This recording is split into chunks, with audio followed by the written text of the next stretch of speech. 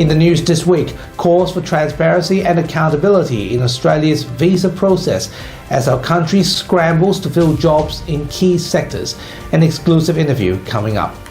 A missed opportunity to treat Aishwarya Ashwar. The Coronial inquest begins into the 7-year-old girl's tragic death. An inquiry announced into former Prime Minister Scott Morrison's secret power grab. A bundle of joy. Perth welcomes a litter of guide dog puppies, and later Dr. Andrew Miller's comment. This is The Evening News with Ivan Loong and Maliva Thorne. Good evening. As WA's skills shortage crisis continues, a migration agent in Perth is calling for more transparency and accountability in Australia's visa grant process. Concerns have been raised over the genuine temporary entrant criteria, with Blue Education Migration and Career Director Glenn Ong urging for greater accountability in the process. He joins us exclusively this week. Glenn, thanks for joining us. I understand that the government has been trying to attract more international students to come back in order to boost our economy and fill skill shortages. But there are some underlying issues regarding to visas that some agents may find it reluctant to talk about. What are those issues? The main issues is that at the moment there's this criteria called genuine temporary entrant.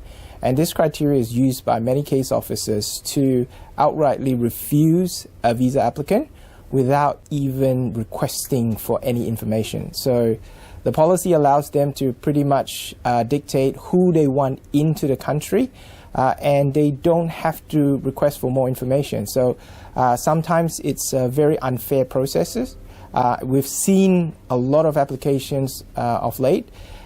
If a person is considered undesirable, so it can be little things like the person comes from a country that does not have a high GDP, so they will use that against the applicant and say, well, it's not worth for you to come to Australia to study because we believe that you are using the student visa to try and obtain a more permanent visa. So the system allows for students to progress towards the permanent pathways, but it's sort of used against them if that's really their ulterior motive. And so this biasness in the policy allows for the case officer to then determine who can come in, who cannot come in. The B word can be a bit strong. Isn't that a bit of an exaggeration to call it bias? Well, recently we submitted 4 applications from the same country. The applicants all have similar backgrounds, and we only had 3 grants from the visa. And the one grant that did not get the visa, pretty much they used the typical excuse saying that, it's been a while since you've studied, you haven't shown whether or not this course will be of benefit to you when you return to your home country. It looks like you're going to outlay a huge financial cost with very little returns when you return home.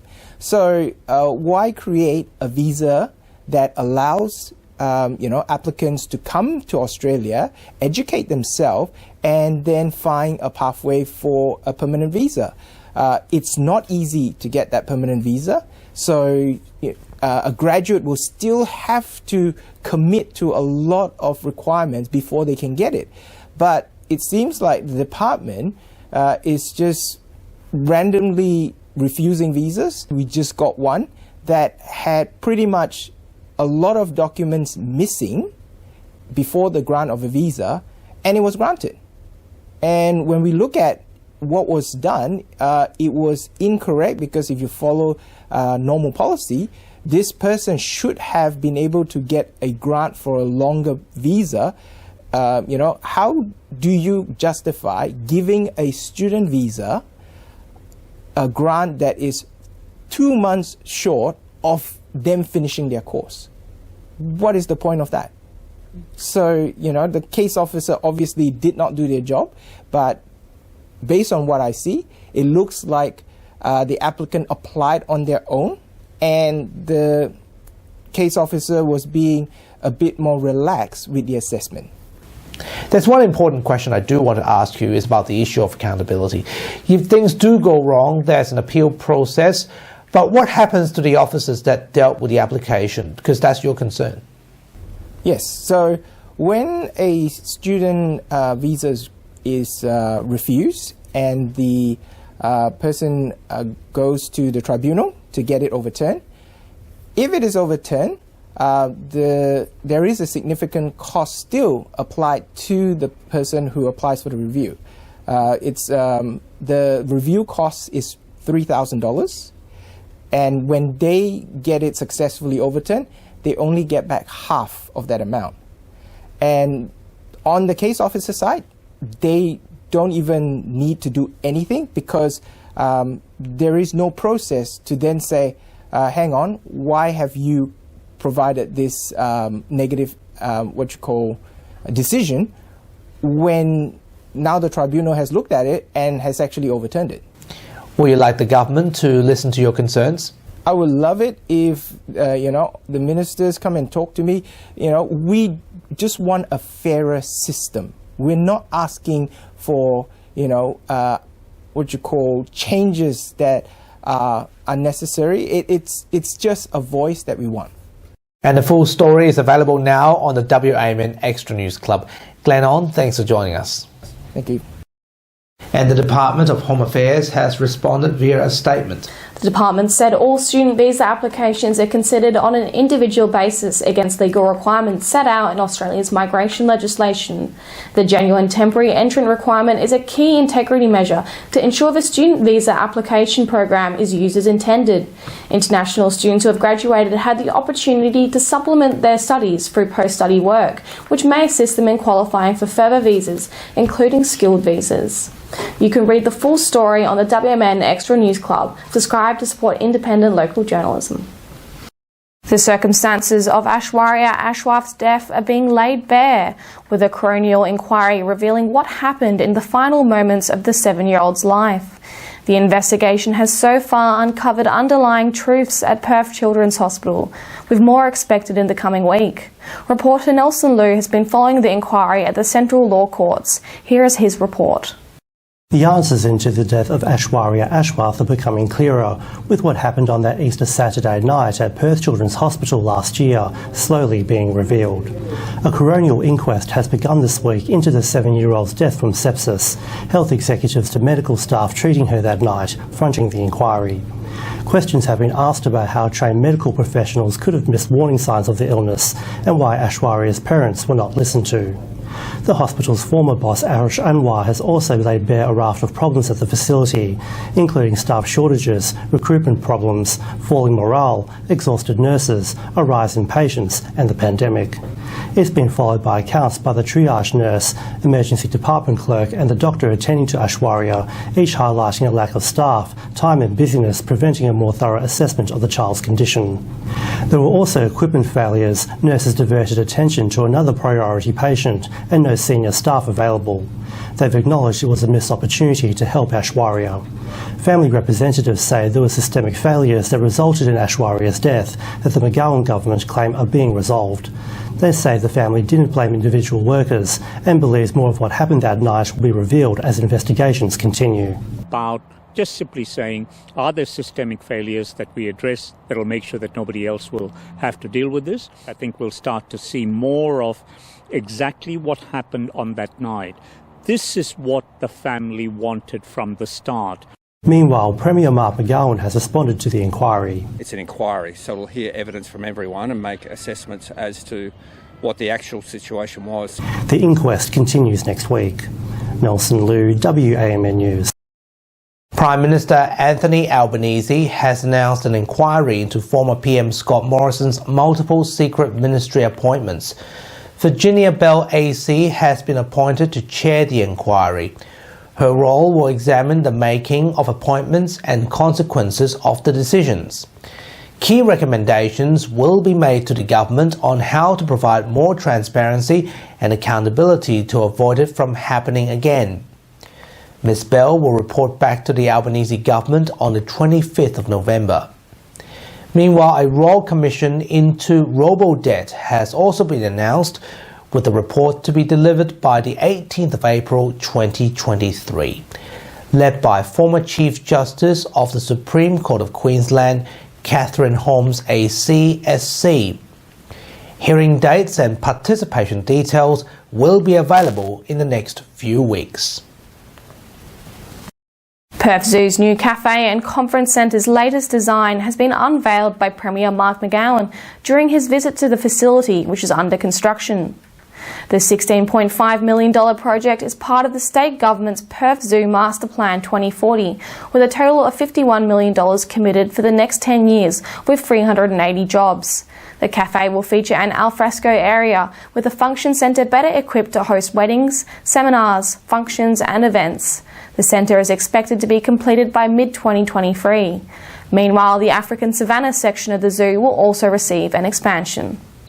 Starting work, amazing how much work has happened this morning on this new cafe and function centre, and it'll be an exciting part of the redevelopment, due to be completed middle of next year, and I'm sure many families and people will enjoy it.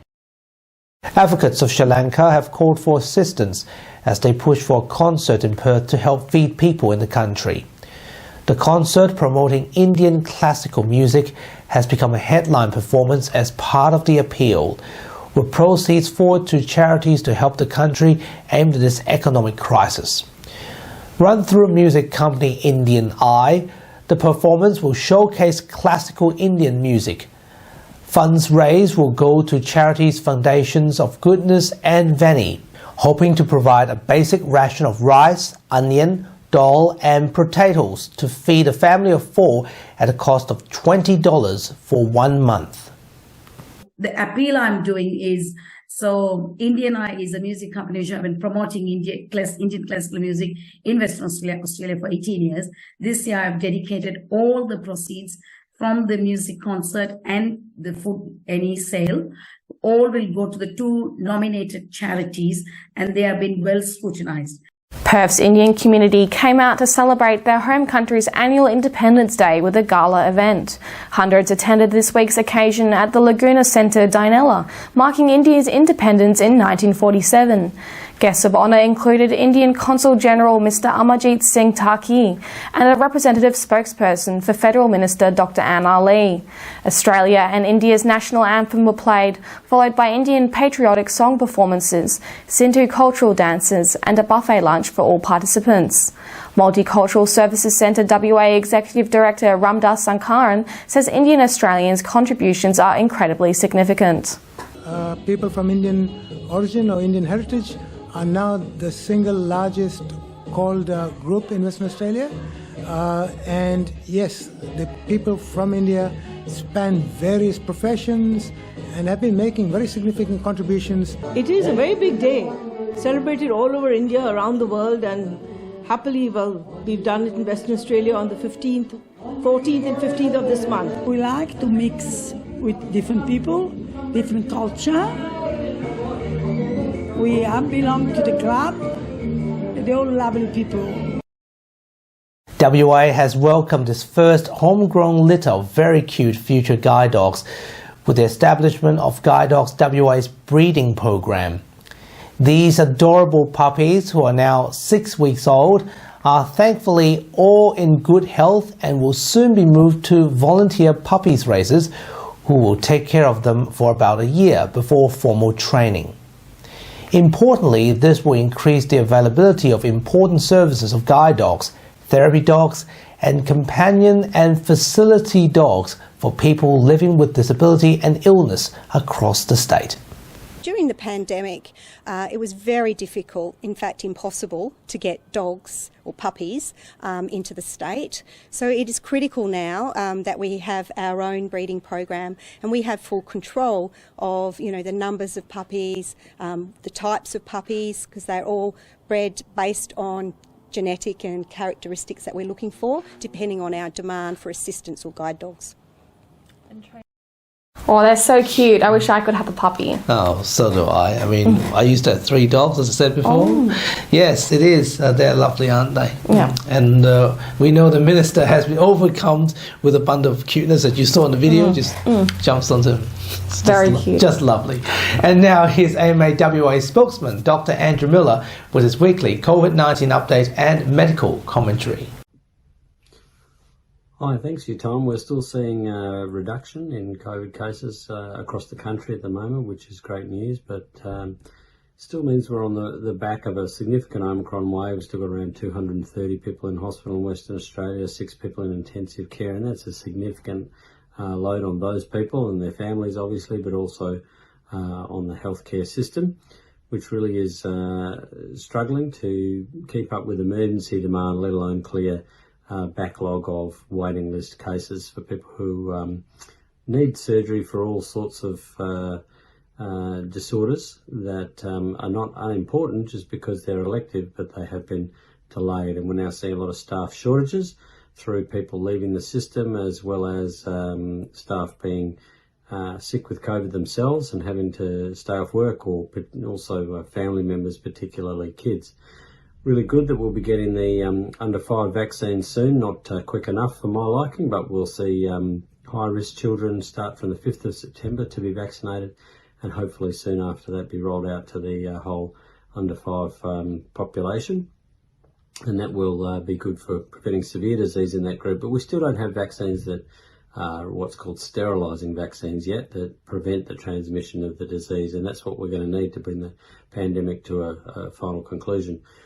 We don't know which of the current variants of concern is going to be the next one to cause waves. There's a bit of talk about one called BA 2.75, which is causing concern in Nepal and India, similar to BA5, but more lung symptoms in that one, and we'll just be keeping an eye on that over the next little while as to what's going to cause the next wave. Hopefully it will be one that causes less severe disease, but we don't know yet what that's going to look like, and we still have to always keep an eye on being up to date with vaccination and breathing clean air, wearing masks when in crowded indoor locations, and also having good access to antivirals, which is another thing that's been really important during this wave and saved an awful lot of lives. The situation in aged care is that, of course, struggling to find staff, just like the hospitals are, and struggling to implement proper ventilation indoors. People are just not investing the money they need to for the future, which is going to be that we need to keep these inhalational viruses out. Monkeypox is still at the low end of the scale as far as exponential spread is concerned, but in Victoria, for example, 50 cases in a week rather than sort of 5 or 10 a few weeks ago. Not exclusively in the gay community, but certainly affecting that population as HIV did more predominantly at the start of the pandemic. But there's no reason why we won't see a lot of cases in other people as well. And the good news is that ring vaccination, vaccinating high-risk populations and people who've been exposed, is very effective. The bad news is, of course, that we're waiting in a queue for vaccines as usual, and third-generation vaccines in particular. Hopefully we'll get that underway shortly. And public health might be tired, might be exhausted, but that doesn't mean the threats are any different. And we need to be supporting our government in taking strong measures to do what we all know is best, which is prevent disease in the first place, and then we don't have to argue about how much it's causing in the way of damage, long-term complications, and strain on our healthcare system. Thanks very much for your time. That was Dr. Andrew Miller. Now, here's Leo with what's coming up on 6 News tonight. Thanks, guys. Tonight on 6 News, more sports stars set to be enlisted by the federal government in support of an Indigenous voice to Parliament after NBA legend Shaquille O'Neal met with the PM. Also, more fallout from Ministergate. New reports that even though the swearing-in was valid, Scott Morrison's use of his secret powers to block a gas exploration project may have been unconstitutional and therefore unlawful. And Labor on track to win the Victorian election with a majority, according to a new poll, as one outgoing Liberal MP responds to what he's called an attack from the Liberal candidate vying to replace him. You can see full details on those stories and plenty more by heading to our YouTube channel. Just search 6 News AU to find us, or head to our website, 6newsau.com. For now, guys, it's back to you. Thanks, Leo, and that's our weekly news and current affairs. We had the latest news on our website, wamnnews.com.au. Don't forget to subscribe to the WAMN Extra News Club so we can continue our work in the community. Full details on wamnews.com.au/news/extra, and your support will be greatly appreciated. From Melly and myself, we wish you good health, good night, see you next Sunday. Thanks for watching.